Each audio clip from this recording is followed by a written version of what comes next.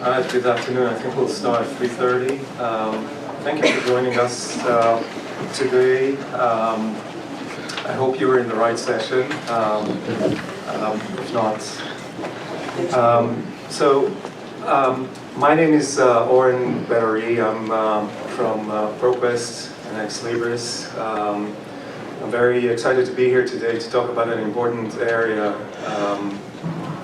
spent some time working on recently. Before we start and before I introduce the panel, maybe just to kind of introduce what is the problem, what is the issue, what is the topic we're talking about. So the context here is that we're working in an environment with increased greater competition for funding and increasing demands for compliance from funders. Really, we're seeing institutions, research institutions are seeking ways to, better continue, increase their support for the research lifecycle, to help increase efficiencies, to create greater impact, being able to measure and report the impact of their outputs in whatever way is relevant for them. And we know that in that context, researchers are time poor. They're spending time, valuable time, in areas where libraries and research offices can provide expertise, tools, and administrative support. Now, many libraries, and I know several of you here, are already engaged and continue to expand your role on campus in support of the research mission in providing those areas of expertise, tools, and support. In a recent survey that we conducted among about 300 researchers, plus interviews with research offices in US, UK, and Australia, highlighted I would say the challenges, the gaps, and the opportunities in providing those support and being in a place where we can drive the research and help researchers accomplish their goals. And this survey also looked at the opportunities of the partnership between researchers, research offices, and libraries. But for the most part, we also know that research offices don't really know how or what libraries can contribute.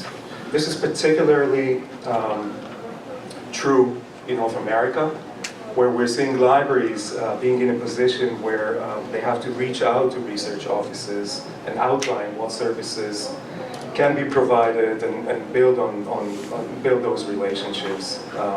We have a copy of the survey and a pointer to the survey, I think, circulated. Well, is that what you yeah, so, obviously, we encourage you to take a look at the survey.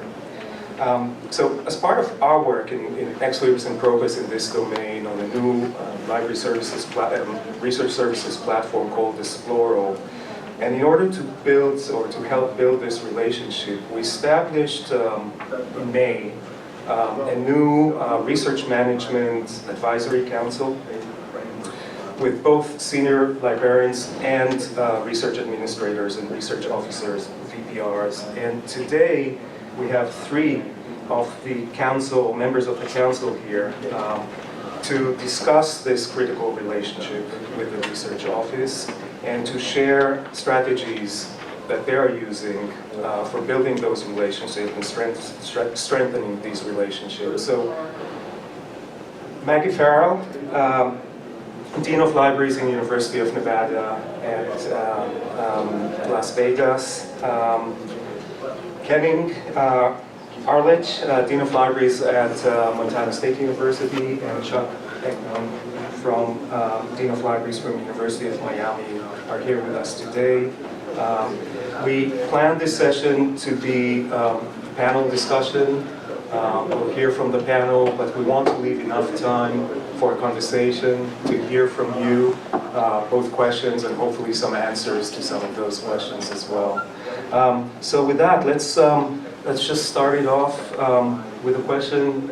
why is this relationship so critical, this relationship between library and research offices? Maggie, do you want to take it away? I'm going to kick it off to Kenny. That's fine.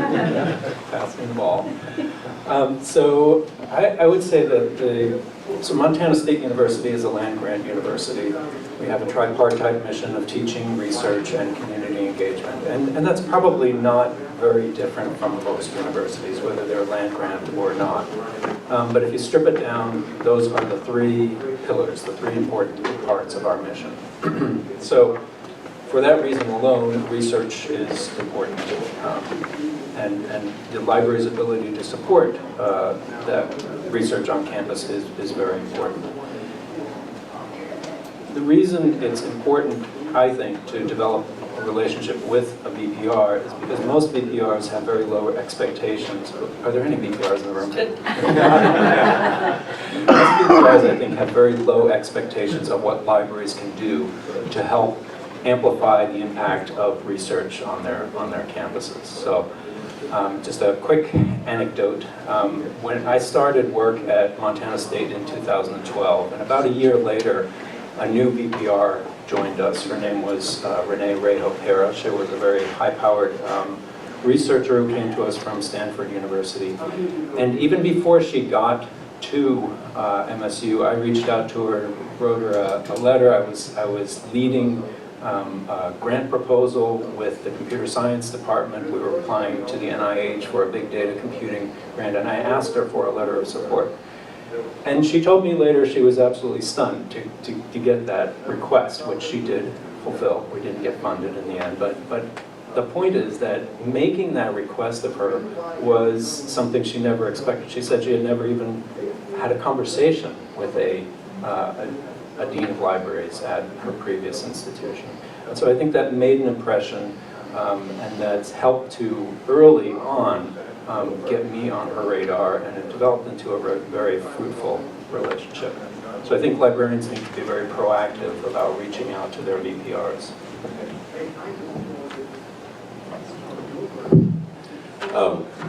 So yes, support everything said so far. For me, it was two reasons really that I can think of. One is that at my previous position at Simon Fraser University in Canada, the library actually reported directly to the Vice President for Research. So my environment there was kind of informed by the experience that I had there, and I kind of missed it when I moved to Miami. I was in a new kind of trajectory that's classical for us, reporting to provosts. And so I wanted to make that engagement. The second thing is, and I think we've heard it at some of the sessions, I think I've twice seen a chart about the declining investment in libraries across the academy.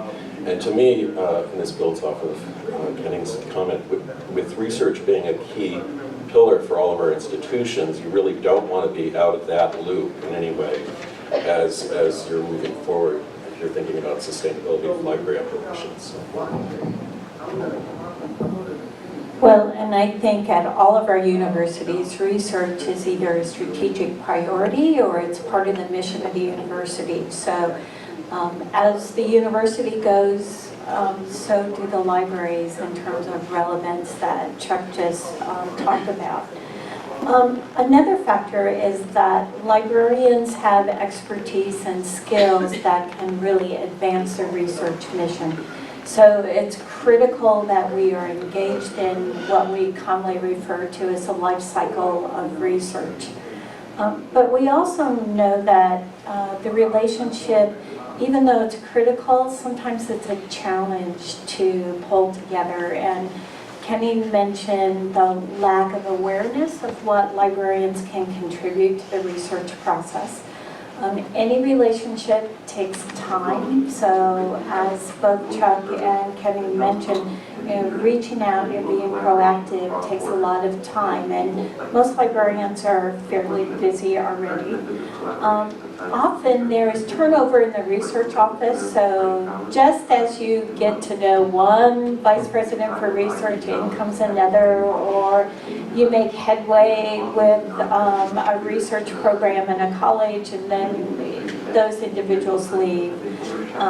And then librarians are not always perceived as true researchers. We're a different type of faculty. If you have faculty status, our roles on universities are a little bit different than the teaching faculty. So it's critical and it's a challenge to overcome that perception. And finally, we need training within the libraries to understand the research process and how librarians can contribute to that dynamic. Thank you. So let's get to some of those strategies that you're using in your institutions. What are the areas that you focus on? What has been shown to be working, and perhaps you can talk about things that are still in progress. Maggie? So when we were discussing various strategies, we've categorized them because we are librarians, so we're going to organize them. And we would like to look at 4 categories this afternoon, primarily engagement, library expertise, infrastructure, and space. So our first category of communication and engagement is building that relationship through a strategy of proactive communication. Kenny talking about his introduction to a new vice president for research. I was fortunate at UNLV, our head of technical services, in which scholarly communication is underneath. I think I had been at UNLV for a day, and she said, I have set up a meeting with you and the new vice president for research. We are going over together, and we're going to make sure that we are on her radar from the very beginning. Since then, I hold regular meetings with the Vice President for Research. I send notifications, so the Spark notification that came out today about open access, I forward communication to her on a regular basis. So I'm always trying to look for opportunities where I am keeping our Vice President for Research or the research office, depending on the topic, informed of about what is going on in our space, so to speak. Also, I've been very proactive in making sure that librarians are on relevant research committees. And I was very pleased not too long ago the university established a data governance committee. And immediately they said, Maggie is going to be on the executive committee and the head of cataloging is going to be on the metadata committee, and that they immediately thought about librarians. But that didn't come naturally. It's through a lot of work, a lot of proactive communication. Chuck has done some interesting things with his library and library liaisons. It's for bearing with the passing microphone. As I began to get to know the Vice Provost for Research at Miami, a couple of things came up. One is that he would really appreciate any kind of help that he could in kind of connecting dots across the university, which was very siloed. So one thing I volunteered as we were beginning our own venture in the RIM space was to convene a group across the campus with our IT group and research administration office, the research office, and a few of the deans who were doing their own work in this area to have an informal conversation about what was happening in each of the different silos and to kind of look at what was being licensed, purchased, what the needs were. So that group is informal, it still exists, but the convening function for the library was really appreciated by the Vice Provost and I think from others, because it brought people to the table that might come in with a more sort of suspicious mindset. Or in any event, we do meetings in the library really well, so meetings happened on a regular basis and we have follow-ups. The second thing that we've been doing is sort of an experiment, but it's a kind of grand experiment. The university initiated a grand challenges approach to supporting interdisciplinary problem-based work, as many of us are probably encountering at our academy. And so as it was being launched, the provost was looking for supports, and we stepped up and said, well, maybe librarians could be assigned to each of the teams that were being funded under this initiative, which is now in the 4th round. So we volunteered that. We voluntold a few liaison librarians that they were going to be helpful with our pilot project, and please bear with us as we figure this out. And the principal investigators for each of the teams were told they were getting a liaison librarian to work with them. So we're in the 4th round of this. It's been a really interesting experience. The librarians are fulfilling roles that we now identify as 4 categories. Obviously, advanced information access and management, literature searches in a big way. Referral to experts both within the library and across the academy. A communication function that involves some efforts around thinking through a communication strategy and how they get their material into the repository and think about social media. And the final one, which is more of a collaboration and convening function, an extension of what I said. All of the meetings of the groups happen in a library at one of our 3 campuses. And the liaisons provide the sort of the way of getting that in and getting them prioritized. Because that's actually a hard thing, and it's also an important thing for doing interdisciplinary work, is for it to happen in a neutral space. And that's what every university is the library's community. So, we're going to turn this to Kenny now. So now we're moving on to expertise and services that the library can provide. So I just want to say something a little bit more about communication and engagement. The relationship that I built with our previous VPR, the one that I described a minute ago, didn't happen through regular meetings. It was very ad hoc, as needed. But I always made a point to, whenever I saw her at engagements and so forth, I would always talk to her.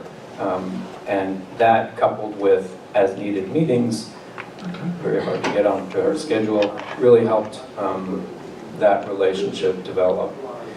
So at the same time, there were also services.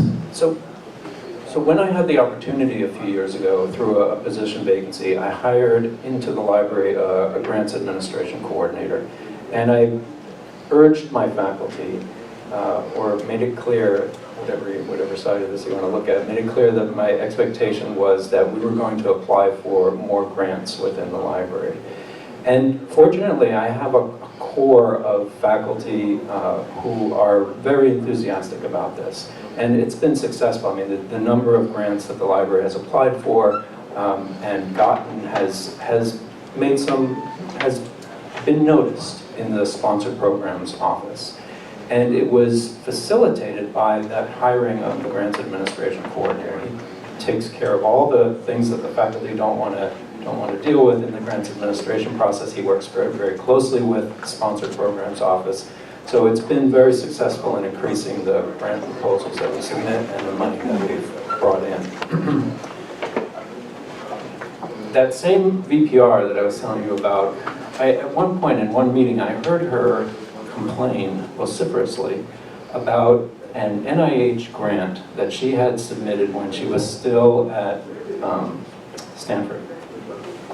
And the grant had not been funded, but it had gotten pretty close. And in one particular category, it's sort of, I don't know what the formal name of the category is, but it's basically the institutional readiness to do the kind of research that she was proposing. The grant had scored very highly at Stanford.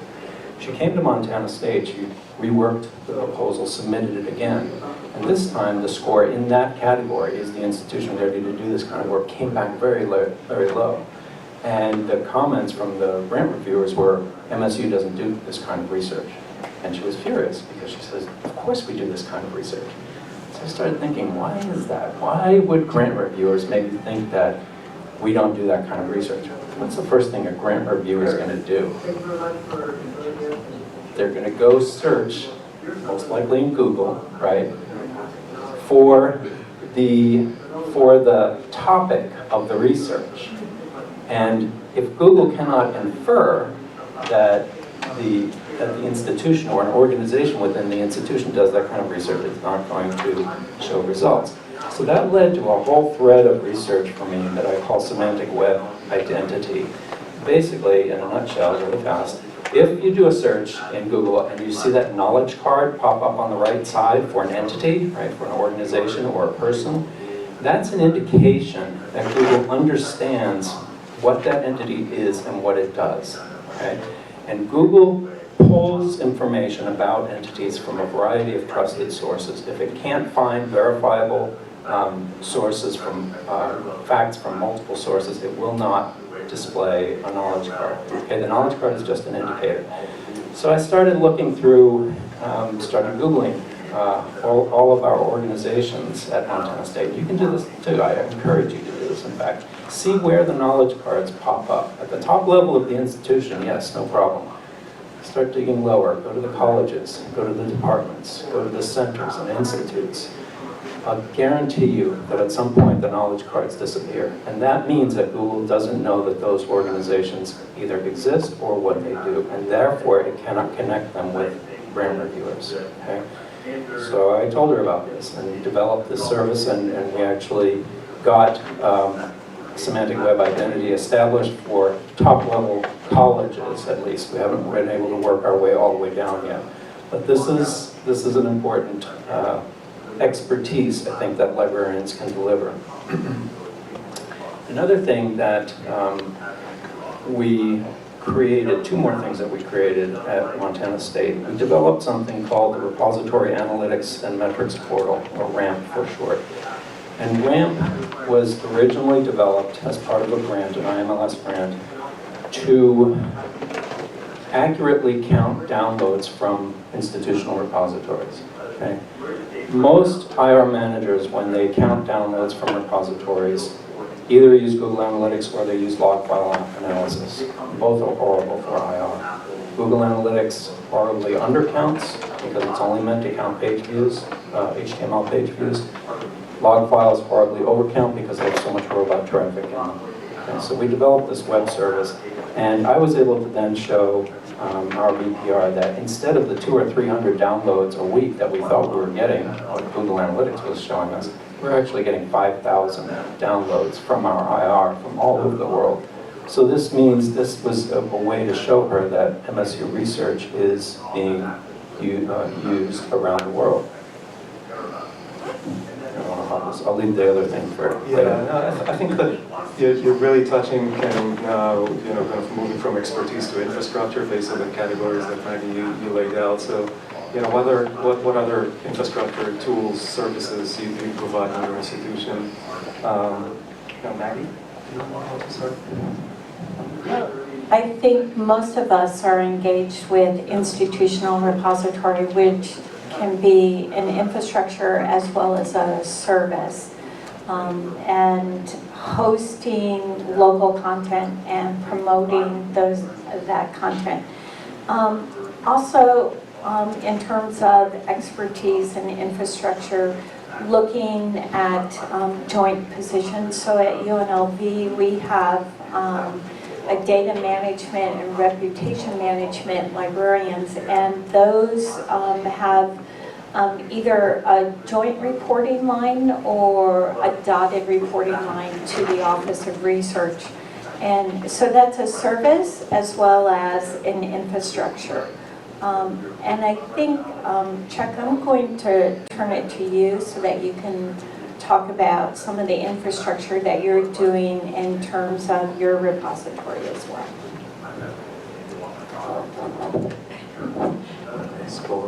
Okay, so as a part of this collaboration with the various research engaged stakeholders at UM that I mentioned before, we started seeing all of the different systems that were in play. There was digital science was underway in some places. We had a Pure instance, and then the library had used to have its Pure, its ePress, does still have its ePress repository, and we were at that point thinking about moving towards something, and the VP Research and the Associate VP Research were concerned about the robustness of the bibliographic information that was coming in these systems, and there was also concern from the creative researchers in our architecture, music, and other programs that there was not sort of an equivalent, or there wasn't a robust way of capturing their research outputs or their creative outputs in any of the systems. So that's what's led us down the path of engagement with this. As a development partner, and I'm not really here to plug it other than that the stakeholder engagement that we had through the development process was really critical, because those research deans came in and they met with the developers, and I think, and I hope, and I think it definitely is going to be part of the design that will make it a successful implementation as we approach the public release. But really, throughout that process, we kept talking about the bibliographic scale of the bibliographic information that Ex Libris has access to, and that it wasn't really paralleled in any of those other systems. And the goal was to reduce friction. And I'm taking words from this morning's keynote by the Elsevier CEO, but I do think that reducing friction is a common theme we hear when we're talking with the research part of the university. And so anything that auto-populates that information that helps to make it more robust, accurate, really helps out. And I think so that relates to Kenny's comment earlier as well. I have another example. I'll promote what Montana State is doing. They have the acoustical atlas, and when I was at the University of Wyoming, we were digitizing herbarium specimens. And so this was another way, as part of the infrastructure, that the library is coming in and creating unique collections. It's a service to the university, but that work really helps our researchers, and it also promotes the research that is being done at our university. So as part of the infrastructure, our ideas include, what can you do in terms of traditional research, but what can you also do in terms of other types of research in order to really facilitate access to those unique materials that are held only by your research. And I think with that, there's some interesting things that are happening with space, and I'm going to turn to Kenny because you have an interesting service right within your main library. Well, it's a planned service, maybe. It will happen. Oren, how much time do we have left? Yeah, I'd say a few more minutes. Yeah. Okay. I think we can do Like 3 or 10? 5. So, so researcher services, the researcher services space we're developing in the library with support from partners on campus is really an effort to consolidate services for researchers that are currently spread around campus. There's a survey help center, there's a statistical consulting services center, we do data management, IT does research computing support. And the idea is to pull all these together into a single place that will be useful not only for faculty but also for students. I just want to transition before we run out of time to a sort of a higher level what this is all about. From my point of view, and I'm sure Maggie and Chuck have ideas on this too, there are two really important things about VPRs and what they're interested in. First, they're interested in grant proposals that result in research dollars, whether those are federal, state, or even private grant dollars. They keep wanting to see those numbers go up. The second thing is the impact of the research that's conducted at the institution as measured by standard citations, institutional reputation, but also more and more you're hearing this in economic development. How is research impacting economic development in the state? And the reason it's important to think about this is because everybody has a boss, right? The VPR reports to the president in Montana reports to the Commissioner of Higher Education, the Commissioner of Higher Education reports to the legislature and the governor. They all want to know, and they don't know very much about research at the high levels, but they want to know what's all this money being used for and how is it helping to improve the lives of Montanans. And I'm sure that's true in every state. Anything you guys want to add to that? Chuck, you also have a research conference. So I agree with that. On the space front, I thought I'd share, we don't have a research commons yet. We have a plan for a research commons, and we had an idea when we started planning for what it might look like, but we brought in a consulting for Bright Spot strategy that you're probably familiar with to help us program that and to work with the stakeholders. So that firm worked with the faculty generally, the Senate, the research office, schools, colleges, and we got surprised by the outcome, which was the faculty didn't really want a service center. They wanted a home where they could kind of meet with each other kind of casually, maybe have serendipitous experience and collisions with others who they might not know about across campus in a space that they felt was safe and really rich in terms of, well, they definitely want a bar, and then we're sort of figuring out how to structure that, but has technology-rich sort of collaborative spaces and engagement spaces, is pretty, they don't necessarily want the services to be excluded, but they want them to, we'll have hoteling space for different research offices, and the liaison librarians will be close by, and our digital scholarship team close by, maybe a few other folks, but they really want it to be owned by them. So that's in the planning phase. Excellent. I think maybe this is a good time just to pause and maybe open up a discussion with everybody here. I think we'll be very interested to hear either using the categories that I think the panelists presented in terms of engagement, expertise and services, infrastructure and space, or any other. I know some of you here are doing a lot of work in this area, so we'll be very interested to hear you, what has worked, what hasn't worked so well, what lessons have you learned. Anyone is interested in telling us? Carl? Well, we, like Kenning was planning, we actually put in place a center called DAVIS, which is an acronym for Data Analytics, Visualization, and Informatics Syndicate. It's called Syndicate because it is staffed by people we pull from all over the campus. But it does basically the same thing, and I'll just assure you you're going to have success with it, because we have spaces where they can sit and chat with each other. We have consultation rooms. We have all kinds of IT that we can bring into these rooms to help them work through. We do all the usual things, help them do data management plans, get DOIs on their data sets, do tidy data, help them with informatics, writing basic small programs to process the research data sets. We help visualize it in numerous ways, including virtual reality. And it's been very popular on the campus, so I thoroughly advocate that's a good idea. Can you say something about, what do you need to do in order to support that in terms of skills? Well, I think it's part of, making sure your library is seen as a hub on the campus, and that we pull people from our surveys department, we pull people from IRR to work in there. We have our own library team in there. We have our informatics team members that come from all over the campus. We have high performance computing people that will meet with them there. So we pull from all over the campus, and it just supports that idea that we're the intellectual crossroads of the campus. So by having all those people there, they set appointments. It's not like they're there all the time, but they'll set appointments and they'll come to meet. And our primary person who's responsible for the area looks at whatever challenge they're saying they want to try and work on, and we will help facilitate getting the right people at the meetings with them. So, it's a bit of a coordinator role, but it makes the library the center hub, and you're at a point then where you can easily connect them with all the other resources of the library.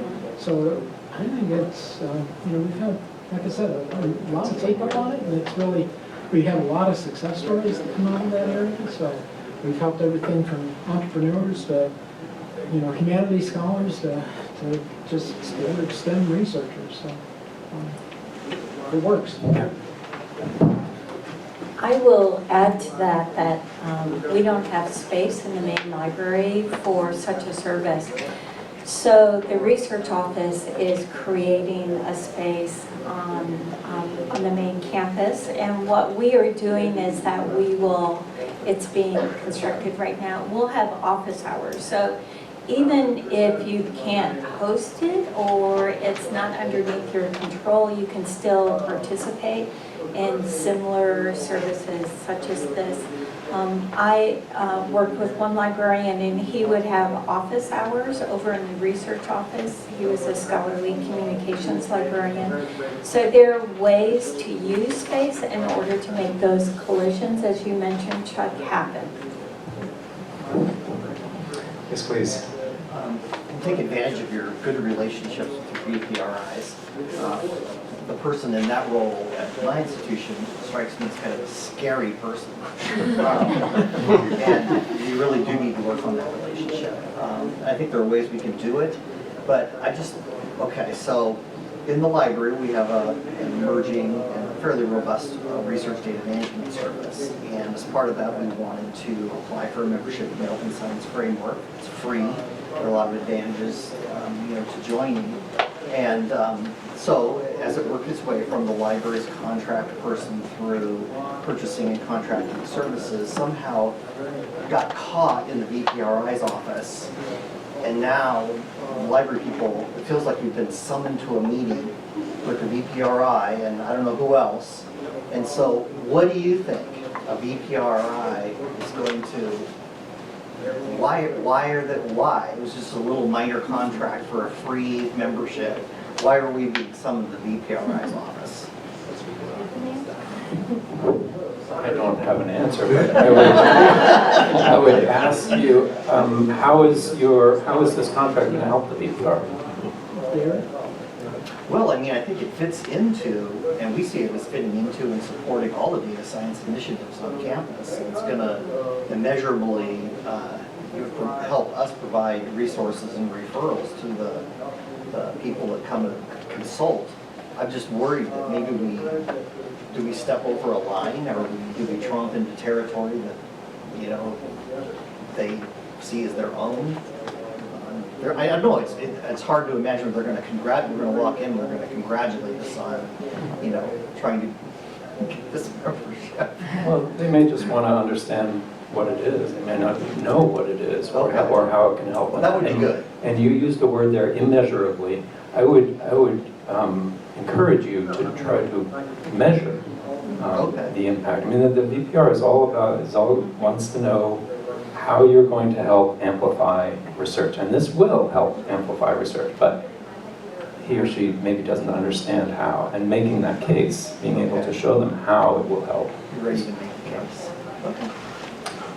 Yeah, I just, my experience has been, and I think this is generally true, is that those research officers are seeing a lot of hits on requests for what they need to do, both internally organizationally, but they also have this demand to kind of bring in income.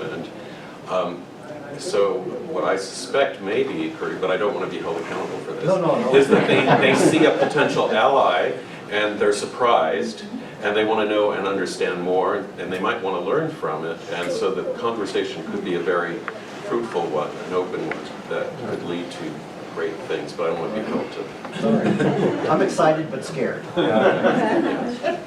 Hey, if I may just add one quick point here, just from the panel. So we have this council with more representative, and I think Kenny really talked to the point that what we learned is that once you start talking about solving a problem that they recognize exists, then they open up and really are interested. So, being really clear about what is the problem that you're going to help them solve seems to be really, really good. Yeah, sorry. Go ahead, please. I'm Boaz from Lehigh University. Hi. We have really good relationship with our folks there. We meet all the time. So one thing that I kind of was curious about the semantic web kind of idea was about kind of registration of events and group works, and how do you do that in your system? So one interest that our folks in the research office are very much interested in understanding how many people are going to what event, to kind of make sure that the engagement is high and the retention is high. So do you do any of that work through metadata services or through other means? We don't. Okay. So you're talking more about like tracking? Right. Maybe even like using Bluetooth beacons or something like that? No, just on the, so there are universities, and we're not going to do that, that, you pass your card when you go to a certain thing.